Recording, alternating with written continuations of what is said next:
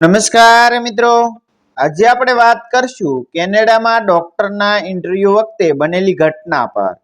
વર્ષો પહેલા ગુજરાતના બનાસકાંઠા જિલ્લાના એક નાનકડા ગામમાં એક એવો યુવાન રહેતો હતો જેના ઘરમાં સંપત્તિ નહોતી પરંતુ સંસ્કારોનો ખજાનો હતો। તેનું નામ હતું દર્શન પટેલ। ગામની ધૂળભરી શેરીઓમાં ઉછરેલો દર્શન બાળપણથી જ એક સ્વપ્ન જોતો હતો કે એક દિવસ તે એવો ડોક્ટર બનશે જેના માટે માણસની ઓળખ તેની સંપત્તિ કે પહેરવેશથી નહીં પરંતુ તેની સેવા અને જ્ઞાનથી થશે। તેના પિતા સામાન્ય ખેડૂત હતા। વર્ષે વર્ષે વરસાદ દગો આપતો, પાક નિષ્ફળ જતો અને દેવાનો ભાર વધતો, છતાં ઘરમાં ક્યારેય પ્રમાણિકતા અને ભગવાન પ્રત્યેની શ્રદ્ધાનો દીવો બુઝાતો નહોતો। તેની માતા દરરોજ વહેલી સવારે ઉઠીને ભગવાનની આરતી કરતી અને પોતાના દીકરાના માથા પર હાથ ફેરવતા એક જ વાત કહેતી કે બેટા, દુનિયામાં કોઈ તને ગરીબ કહીને અપમાન કરે તો પણ તું ક્યારેય પોતાના સંસ્કારોનું અપમાન ન કરતો, કારણ કે પૈસા ખૂટે તો ફરી કમાઈ શકાય પણ સંસ્કાર ખૂટી જાય ને તો આખું જીવન ગરીબ બની જાય। આ શબ્દો દર્શનના હૃદયમાં એવા કોતરાઈ ગયા હતા કે જીવનના દરેક સંઘર્ષમાં તે તેને જ પોતાની સૌથી મોટી તાકાત માનતો। દિવસ દરમિયાન કોલેજ, રાત્રે અભ્યાસ અને વચ્ચે નાના મોટા કામ કરીને તેણે ડોક્ટર બનવાની સફર પૂરી કરી હતી। ગામના લોકો ઘણીવાર તેની મજાક ઉડાવતા કે વિદેશમાં જવું હોય તો પૈસા જોઈએ, ઓળખાણ જોઈએ, મોટું કુટુંબ જોઈએ, માત્ર મહેનતથી કંઈ મળતું નથી। પરંતુ દર્શન દરેક ટીકાનો જવાબ પોતાના પરિણામથી આપતો ગયો। વર્ષોની મહેનત પછી તેને કેનેડાની વિશ્વ પ્રસિદ્ધ હોસ્પિટલમાંથી ઇન્ટરવ્યૂ માટે આમંત્રણ મળ્યું। આખા ગામમાં આનંદની લાગણી છવાઈ ગઈ, પરંતુ સાથે ચિંતા પણ હતી, કારણ કે ઘરમાં એટલા પૈસા નહોતા કે મોંઘા કપડાં, મોંઘી ઘડિયાળ કે ભાડાની વૈભવી ગાડીનો ખર્ચ ઉઠાવી શકાય। તેની માતાએ પોતાના લગ્નકાળની બસેલી એક સોનાની વીંટી વેચી દીધી જેથી દીકરો વિદેશ જઈ શકે, પરંતુ દર્શને તે પૈસામાંથી પણ સૌથી પહેલા વિમાનની ટિકિટ, જરૂરી દસ્તાવેજો અને રહેવાની વ્યવસ્થા કરી। પોતાના માટે મોંઘા કપડાં લેવાની તેની પાસે ઈચ્છા હતી પણ પ્રાથમિકતા નહોતી। તે કહેતો, જો મારું જ્ઞાન મારી ઓળખ નહીં બની શકે તો મોંઘા કપડાં મને કેટલો સમય બચાવી શકશે। કેનેડા પહોંચ્યા પછી તેણે એક નાનકડા ભાડાના ઓરડામાં રહેવાનું પસંદ કર્યું। ઇન્ટરવ્યૂના દિવસે તેણે પોતાની પાસેનો સૌથી સ્વચ્છ પરંતુ વર્ષો જૂનો શર્ટ પહેર્યો, સામાન્ય પેન્ટ પહેરી, જૂના બૂટ ચમકાવ્યા અને ભગવાનનું સ્મરણ કરીને માતાના શબ્દો યાદ કર્યા। તેની પાસે વૈભવ નહોતું પરંતુ આત્મવિશ્વાસનો ખજાનો હતો। હોસ્પિટલ સુધી પહોંચવા માટે તેણે મોંઘી કાર કે ખાસ વાહન લેવાને બદલે જૂની ટેક્સી કરી, કારણ કે તેની પાસેનો દરેક ડોલર ભવિષ્ય માટે કિંમતી હતો। જ્યારે ટેક્સી હોસ્પિટલના વિશાળ પ્રવેશદ્વાર પાસે આવીને ઊભી રહી ત્યારે આસપાસ ચમકતી કારોની લાંબી કતાર હતી। એક પછી એક ઉમેદવારો મોંઘા સૂટમાં, ચમકતા જૂતામાં અને આત્મવિશ્વાસ કરતાં વધારે અહંકાર સાથે અંદર જઈ રહ્યા હતા। સુરક્ષા વિભાગ અને પસંદગી સમિતિના કેટલાક અધિકારીઓ દરવાજા પાસે બેઠા દરેક ઉમેદવાર પર નજર રાખી રહ્યા હતા। તેમની નજર અચાનક આ જૂની ટેક્સી પર અટકી। ટેક્સીમાંથી ઉતરેલા દર્શનના કપડાં સામાન્ય હતા, હાથમાં જૂની ફાઇલ હતી અને ચહેરા પર ગજબની શાંતિ હતી। દૂર ઊભેલા એક અધિકારીએ ઉપહાસભર્યા સ્મિત સાથે બીજા અધિકારીને ધીમેથી કહ્યું, લાગે છે આજે કોઈ સરનામું પૂછવા આવ્યા છે, ડોક્ટર બનવા નહીં। બીજાએ હસતા જવાબ આપ્યો, થોડું રાહ જો, મજા આવશે। દર્શનને આ શબ્દો સંભળાયા નહોતા, પરંતુ તેમના ચહેરા પરનો અહંકાર તેણે ચોક્કસ વાંચી લીધો હતો। તેમ છતાં તેણે એક ક્ષણ માટે પણ પોતાના મનને નબળું પડવા દીધું નહીં। તેણે મનમાં ભગવાનને યાદ કર્યા, માતા પિતાનો આશીર્વાદ સ્મરણ કર્યો અને ધીમા પગલે હોસ્પિટલના મુખ્ય દરવાજા તરફ આગળ વધ્યો। દરવાજો ખોલીને અંદર પ્રવેશતા જ તેણે સૌને નમ્રતાથી કહ્યું, નમસ્તે સર। વાતાવરણમાં એકાએક એવી શાંતિ છવાઈ ગઈ કે જાણે કોઈએ આખા હોલમાંથી અવાજ ખેંચી લીધો હોય। પરંતુ આ શાંતિ માત્ર 2 ક્ષણ ટકી, કારણ કે તરત જ ટેબલની પાછળ બેઠેલા એક અધિકારીએ પોતાના ચહેરા પર તિરસ્કારભર્યું સ્મિત લાવીને ઊંચા અવાજે કહ્યું, અહીં નમસ્તે નહીં, અહીં નિયમો ચાલે છે। આ કેનેડા છે, ભારત નહીં। અહીં ડોક્ટર બનવા માટે પહેલા દેખાવ જોવામાં આવે છે, પછી લાયકાત. તેની વાત સાંભળતા જ બાજુમાં બેઠેલા બીજા અધિકારીના ચહેરા પર અહંકાર સ્પષ્ટ દેખાતો હતો. તેણે દર્શનની ફાઇલ હાથમાં લીધી, ઉપરથી નીચે સુધી તેને જોયું, પછી જાણે ફાઇલમાં કંઈક શોધી રહ્યો હોય તેમ થોડા પાના ફેરવ્યા અને અચાનક જોરથી ફાઇલ ટેબલ પરથી ધક્કો મારીને જમીન પર ફેંકી દીધી. કાગળો આખા હોલમાં ફેલાઈ ગયા. કેટલાક કર્મચારીઓ ચોંકી ઉઠ્યા, જ્યારે થોડા ઉમેદવારો એકબીજા તરફ જોઈને ધીમે ધીમે હસવા લાગ્યા. તે ક્ષણે દર્શનના હૃદયમાં દુઃખનો એવો ઘા પડ્યો કે આંખોમાં પાણી ભરાઈ આવવા લાગ્યું. પરંતુ માતાના શબ્દો તરત જ તેના મનમાં ગૂંજી ઉઠ્યા. અપમાનનો જવાબ ગુસ્સાથી નહીં, ગુણોથી આપજે. તેણે એક જ શબ્દ બોલ્યા વગર શાંતિથી જમીન પર પડેલા પોતાના બધા દસ્તાવેજો એક પછી એક ગોઠવવાનું શરૂ કર્યું. તેની આ નમ્રતા જોઈને પણ અધિકારીઓના ચહેરા પર દયા નહોતી આવી. બીજો અધિકારી ફરી હસીને બોલ્યો, અરે, આ કપડામાં તું દર્દીઓનો વિશ્વાસ જીતીશ? લોકો તો તને હોસ્પિટલનો સફાઈ કર્મચારી સમજી બેસે. બહાર નીકળી જા, અમારો સમય બગાડતો નહીં. હોલમાં બેઠેલા કેટલાક લોકોના ચહેરા પર પણ ઉપવાસ દેખાતો હતો, પરંતુ દર્શનને કોઈની આંખોમાં દુઃખ નાખીને જવાબ આપ્યો નહીં. તેણે ખૂબ શાંત સ્વરે કહ્યું, સર, હું અહીં કપડાં બતાવવા નથી આવ્યો, મારા જ્ઞાનની કસોટી આપવા આવ્યો છું. જો હું એક પણ પ્રશ્ન યોગ્ય જવાબ ન આપી શકું તો હું મારી ઈચ્છાથી જ અહીંથી નીકળી જઈશ. મને માત્ર એટલી જ તક આપો કે હું સાબિત કરી શકું કે માણસનું મૂલ્ય તેના પહેરવેશથી નહીં પરંતુ તેની મહેનતથી નક્કી થાય છે. તેના શબ્દોમાં નમ્રતા હતી, પરંતુ સાથે એવી અડગ શક્તિ પણ હતી કે થોડા ક્ષણ માટે આખો હોલ મૌન બની ગયો.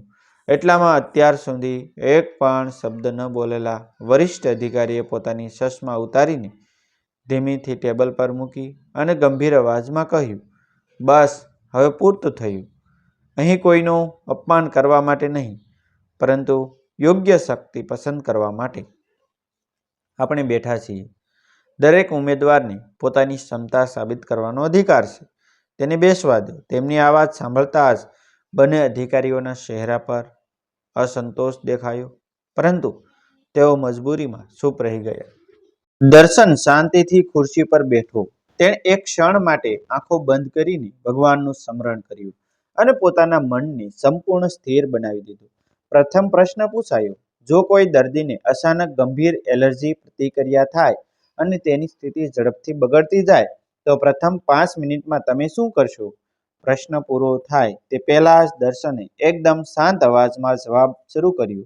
તેણે માત્ર સારવારનું નામ જ નહીં લીધું, પરંતુ દર્દીની સ્થિતિનું મૂલ્યાંકન, શ્વાસ નળી ખુલ્લી રાખવાની પ્રક્રિયા, તાત્કાલિક જીવનરક્ષક દવાઓ, હૃદયની દેખરેખ, સંભવિત જટિલતાઓ અને આગળની સારવાર સુધીનો સંપૂર્ણ વૈજ્ઞાનિક ક્રમ એટલી સ્પષ્ટ સાથે સમજાવ્યું કે પ્રશ્ન પૂછનાર અધિકારીની કલમ લખતા લખતા અટકી ગઈ. બીજા અધિકારીએ તરત જ વધુ મુશ્કેલ પ્રશ્ન પૂછ્યો. દર્શને ફરી એક કોઈ ઉતાવળ કર્યા વગર એવો જવાબ આપ્યો કે તેમાં માત્ર પુસ્તકી જ્ઞાન નહોતું, પરંતુ દર્દી પ્રત્યેની માનવતા પણ સ્પષ્ટ દેખાતી હતી. હવે એક પછી એક પ્રશ્નનો વરસાદ શરૂ થયો.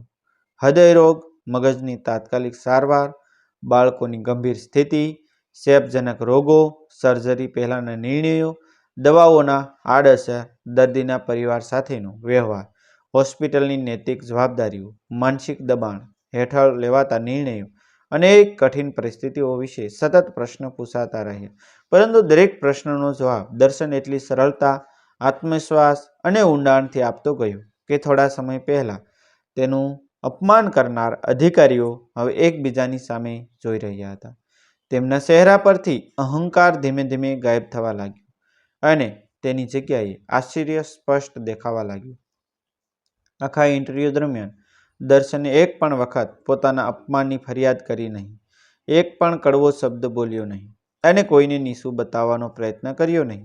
દરેક જવાબ પહેલા તે કહેતો કે દર્દી સૌથી પહેલો છે.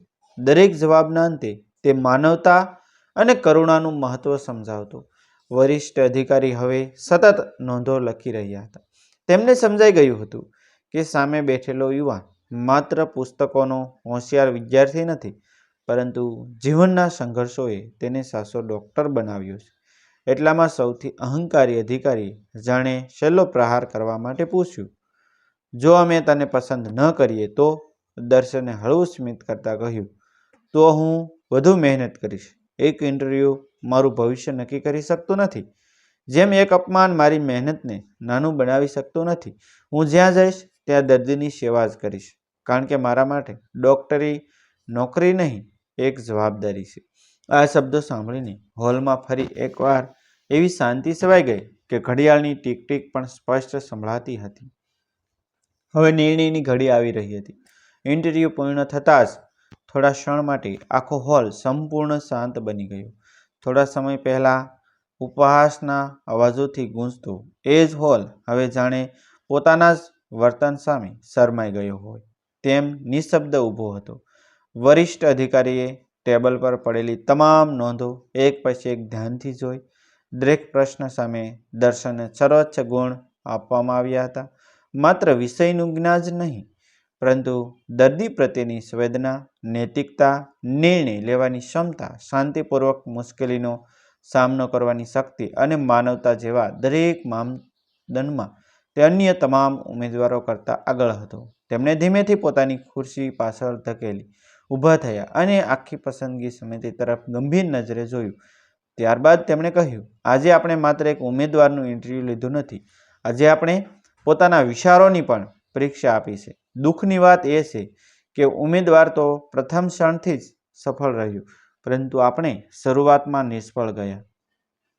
તેમના આ શબ્દો સાંભળતા જ થોડા સમય પહેલા દર્શનનું અપમાન કરનાર બંને અધિકારીઓના ચહેરા ઝૂકી ગયા. તેઓ સમજી ચૂક્યા હતા કે કપડાં જોઈને માણસનું મૂલ્યાંકન કરવાની તેમની ભૂલ કેટલી મોટી હતી. વરિષ્ઠ અધિકારીએ જમીન પરથી દર્શનની ફાઇલ પોતાના હાથથી ઉઠાવી, તેના પર લાગેલી ધૂળ હળવેથી સાફ કરી અને બંને હાથથી દર્શનને પરત આપતા કહ્યું, આ ફાઇલ જમીન પર પડેલી નહોતી. આજે આપણું વલણ જમીન પર પડી ગયું હતું. આખા હોલમાં બેઠેલા દરેક વ્યક્તિના ચહેરા પર ગંભીરતા છવાઈ ગઈ.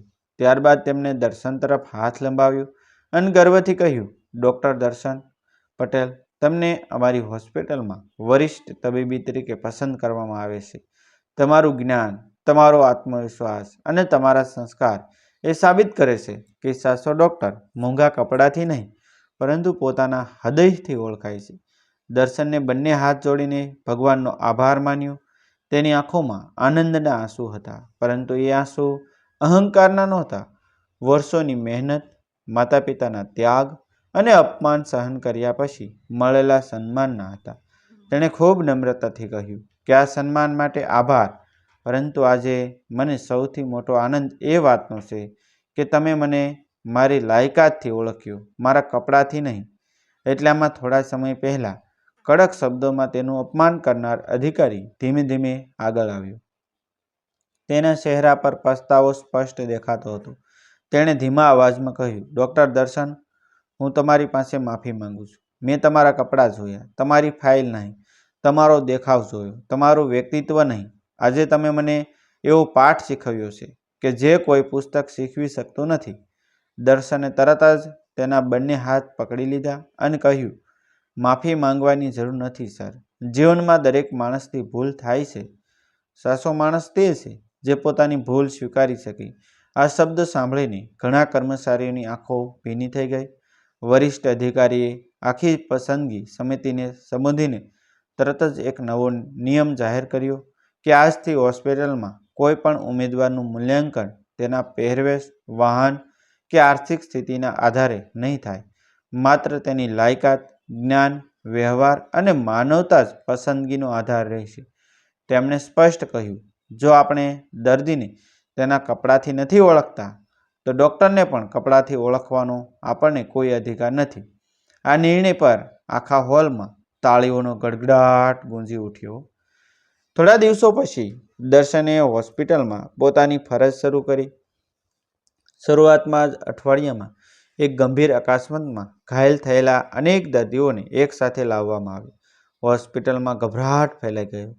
ઘણા અનુભવી તબીબીઓ પણ પરિસ્થિતિની ગંભીરતાથી દબાણમાં આવી ગયા, પરંતુ દર્શન શાંત રહ્યો. તેણે ટીમને વ્યવસ્થિત રીતે જવાબદારીઓ સોંપી, સૌથી ગંભીર દર્દીઓને પ્રથમ સારવાર આપવી, સતત કલાકો સુધી આરામ લીધા વગર સેવા આપી અને અનેક જીવ બચાવવામાં સફળ રહ્યું. તે દિવસ પછી હોસ્પિટલમાં દરેક વ્યક્તિ તેને માત્ર કુશળ તબીબી તરીકે નહીં, પરંતુ માનવતાના પ્રતીક તરીકે જોવા લાગી. થોડા સમય પહેલા જે કર્મચારીઓ તેના જૂના બૂટ અને સામાન્ય સૂટ પર હસ્યા હતા, તેઓ હવે નવા કર્મચારીઓને કહેતા કે આજ એ ડૉક્ટર છે જેણે અમને શીખવ્યું કે સાચી મહાનતા બહાર નહીં, અંદર વસે છે. મહિનાઓ પછી જ્યારે દર્શન પોતાના ગામ પરત ફર્યો, ત્યારે આખું ગામ તેના સ્વાગત માટે ઉમટી પડ્યું. તેની માતાએ તેને જોઈને ભગવાનનો આભાર માન્યો. દર્શન તેમની શરણોમાં નમ્યો અને ધીમેથી કહ્યું કે માં, તમે કહ્યું હતું ને કે સંસ્કાર ક્યારેય ન છોડતા. આજે મારી જીત મારા જ્ઞાનથી પહેલાં તમારા સંસ્કારની થઈ છે. તેની માતાની આંખોમાંથી આંસુ વહી રહ્યા હતા, પરંતુ તે આંસુ ગર્વના હતા. ગામના યુવાનો તેની આસપાસ ભેગા થયા અને પૂછવા લાગ્યા કે વિદેશમાં સફળ થવાનું રહસ્ય શું છે? દર્શને એક જ જવાબ આપ્યો, મોટું બનવા માટે મોંઘા કપડાં નહીં, મોટું હૃદય જોઈએ. પૈસા માણસને અમીર બનાવે છે, પરંતુ સંસ્કાર તેને મહાન બનાવે છે. આ ઘટનાની વાત પછી માત્ર તે હોસ્પિટલ પૂરતી મર્યાદિત રહી નહીં. ધીમે ધીમે ઘણા લોકો માટે તે એક પ્રેરણાદાયક પ્રસંગ બની ગઈ. અનેક યુવાનોને સમજાયું કે ગરીબી શરમની વાત નથી, પરંતુ મહેનત છોડવી શરમની વાત છે. અહંકાર થોડા સમય માટે માણસને ઊંચો દેખાડે છે, પરંતુ વિનમ્રતા આખી જિંદગી માટે તેને ઊંચો બનાવે છે. ક્રોધ સંબંધોને તોડી નાખે છે, જ્યારે ક્ષમા તૂટેલા હૃદયોને ફરી જોડે છે. ભક્તિ માણસને મુશ્કેલીમાં પણ સ્થિર રાખે છે અને સચ્ચાઈ અંતે પોતાનું સ્થાન જરૂર બનાવે છે. એક ગરીબ યુવાને ડૉક્ટરની નોકરી મળી. સાચો સાર એ છે કે કોઈ પણ માણસની ઓળખ તેના કપડાં, વાહન, સંપત્તિ કે બહારના દેખાવથી કરવી એ સૌથી મોટી ભૂલ છે. સાચી ઓળખ તેના જ્ઞાન, ચરિત્ર, સંસ્કાર, કરુણા અને માનવતા છે. જીવનમાં કદાચ દરેક વ્યક્તિને ક્યારેક અપમાન સહન કરવું પડે, પરંતુ જો તે પોતાની મહેનત, ધીરજ અને સારા સંસ્કારોનો સાથ ન છોડે, તો તે એક દિવસ એ જ દુનિયા તેના સન્માનમાં ઊભી રહે છે. આ જ જીવનનું સૌથી મોટું સત્ય છે. ડિસ્ક્લેમર: આ સ્ટોરી માત્ર મનોરંજન અને પ્રેરણાત્મક હેતુથી રચાયેલી એક કાલ્પનિક કૃતિ છે. તેમાં દર્શાવેલા તમામ પાત્રો, સ્થળો, સંવાદો અને ઘટનાઓનો કોઈ પણ વ્યક્તિ, સંસ્થા અથવા વાસ્તવિક ઘટના સાથે સીધો સંબંધ માનો નહીં. જો કોઈ સમાનતા જણાય તો તે માત્ર સંયોગ ગણવું. થેન્ક યુ મિત્રો. મળશું આપણે એક નવા વિડીયો સાથે, એક નવી સ્ટોરી સાથે. આભાર.